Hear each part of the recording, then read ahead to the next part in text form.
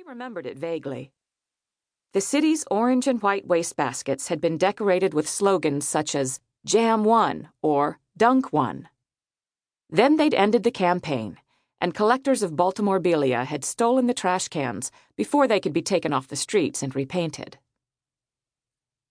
Another man limped out on stage, an aging athlete whose cane gave his garish warm-up suit a strangely aristocratic look. "Tooch! Tooch!" Men yodeled, and a few women actually screamed when he acknowledged the cheer with a thumbs up. Yes, Paul Tucci still had his Loyola boy good looks and the build of the star athlete he had once been, although he was fleshier since his much-publicized knee replacement surgery earlier in the winter. Tess suspected the women were swooning, not for the Tucci physique, but for the Tucci fortune, which had started in olive oil, then oozed into virtually every aspect of Baltimore life, from food importing to waste disposal. "The Tuccis get you coming and going," it was commonly said. The music on the PA system changed to the sprightly, whistling version of Sweet Georgia Brown, associated with the Harlem Globetrotters.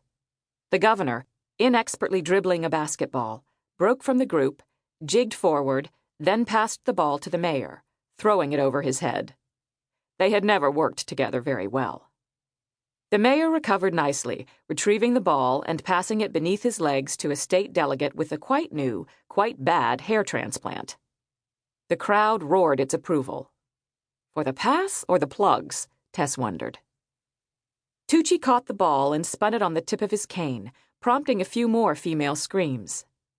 Then the real basketball players came forward, upstaging the poles with their perfunctorily perfect passes and moves. After a few minutes, the television anchor, "At least he's not dumb enough to come out here bare-legged," Tess noted, seized the floor again. "Hello, Baltimore!" The crowd caroled the greeting back. "As you know, the city has been without basketball since 1972 and has only recently seen the return of football, despite the initial reluctance of the National Football League." "Kill the commissioner!" screamed one frenzied fan, straight into Tess's right eardrum. "Kill Tagliabue!" "Damn Bob Irsay!"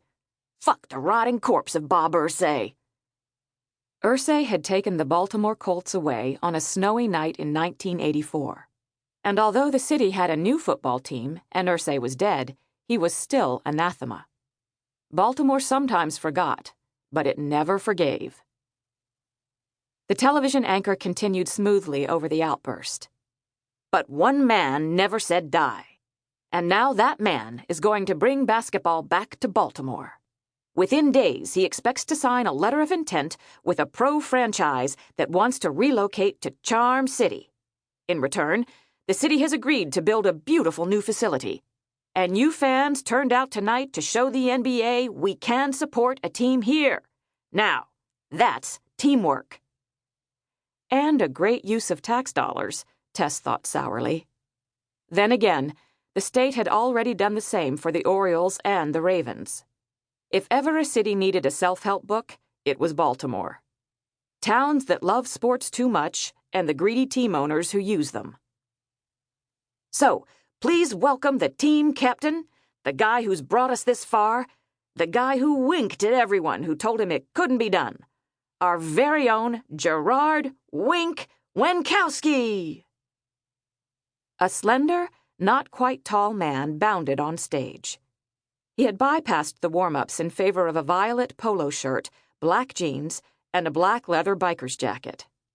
Gray and white cowboy boots of some exotic and politically dubious skin, ostrich, maybe snake, added a few inches to his height, so he appeared lanky alongside the governor and the mayor. Shrewdly, he kept his distance from the former pros, who would have dwarfed him. "Are you ready for some basketball?" he drawled, in an unmistakably Baltimore accent. His face, angular and sharp, was deeply tanned, his brown curls worn in a white boy's afro. Tess recalled a caricature of that sharp face and wild hair as the logo for one of his businesses, but which one? In the past decade, Wink's company, Montrose Enterprises, had created a half-dozen businesses, each more successful than the last.